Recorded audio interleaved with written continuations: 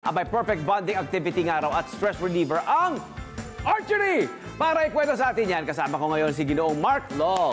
Good morning, bro! Good morning, bro! Good morning, good morning! Good morning. Good morning, morning! Okay. Bro, maaari mo bang ikwento sa akin, ilang taong ka nang into archery? Mga ano na ako, 9 years. 9 years. And then, anong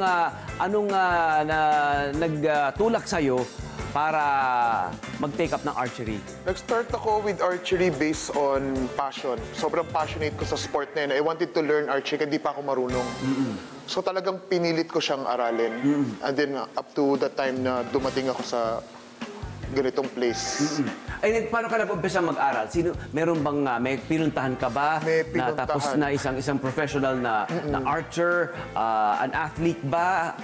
Nag-start ako renting ng mga bow lang, nagpapaturo-turo lang sa ibang ranges, ganyan. Range hopping, until na natuto na ako. And then halata naman talagang na-pursue mo yung passion mo kasi right now meron ka ng ganitong archery place dito sa Quezon City. Pero alam natin na hindi mura ang mga gamit sa archery. Isa ba yun sa mga rason kung bakit mo naisipang magbukas ng ganitong pasilidad?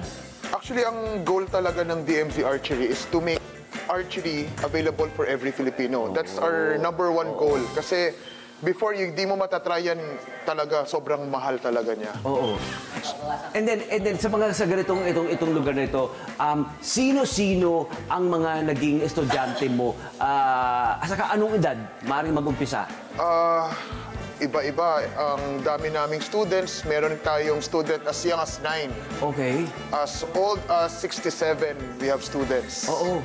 So, iba-ibang age talaga. Napakarami, no? Napaka-wide ng age range. Opo, napaka-wide. And then, yung mga estudyante natin dito, yung mga client natin, kapag napunta sila rito for the first time, tulad ng pagpunta mo noon, for the first time, nung nilapitan mo yung unang teacher mo, ano bang dapat nilang i-expect? First is, kami, we don't expect anything, pero sila dapat i-expect nila na once they go out, they have to get yung mga, at least the basic knowledge lang for archery. Okay. Siyempre, alam ko na itong ganito paglabas ko. Oo. And then, gaano katagal para masabing, okay, bihasa na ako sa archery? Sa ganitong training na ibinibigay mo? It depends talaga siya sa tao. Kasi we have students dito na sobrang bilis matuto. May students naman na medyo matagal. So, iba-iba, case-to-case basis siya. Iba ba ang dapat kamada ng katawan mo kapag ikaw nag-take up ng archery? Halimbawa, kailangan ba, you have to be, I mean, obviously parang kailangan physically fit ka. Pero, I mean, gaano ka-fit ba ang fit na sinasabi natin para makapag-archery? Kasi medyo may kabigatan. No naman, it doesn't have to be, hindi naman kailangan sobrang fit. Yung actually, archery helps us to be fit. Hindi siya yung gagamitin mo yung archery para maging yung kumbaga sasabihin, I'm unfit, I cannot do archery. No. Archery will help you get fit in the future.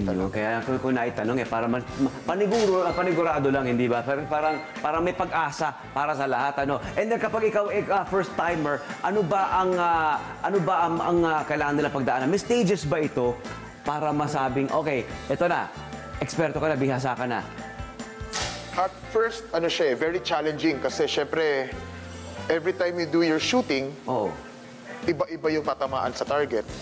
Because it's not just your eyes, it may be your hand, it may be your form, it may be how you stand up, it may be the people around you, or baka ikaw mismo na kinakabahan ka. Syempre, I get this a lot. Mga first-timers, lagi yan, always, on the first arrow, sasabihin nila, nakakakaba. So yun, malaking impact siya for your shooting. Okay, so sa international stage naman, sa larangan naman ng sport nito, kasi right now, di ba, talagang marami tayong nakikita, napapanood, di ba, ng mga competition. Gaano ka exacting yung posisyon ng Pilipino side by side sa mga foreign na mga athletes? Actually, ngayon, ang gagaling ng Pilipino sa archery. Marami sila. They are well-trained when it comes to mga tournaments ngayon. Talagang nagpa-practice, nag-ensayo talaga sila ng grabe.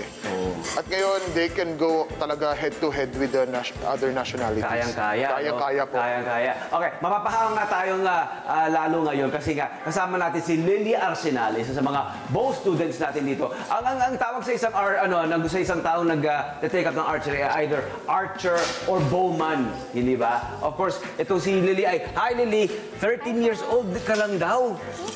30. Hello po mga Kanet 25! Si Kuya Tony Pet po ito mula sa Love, Tony Pet and Everything. For more Love, Tony Pet and Everything updates, just click on our subscribe button and follow us on our Net25 social media pages at Net25 TV and at Net25 Entertainment Facebook. Magkita-kita po tayo!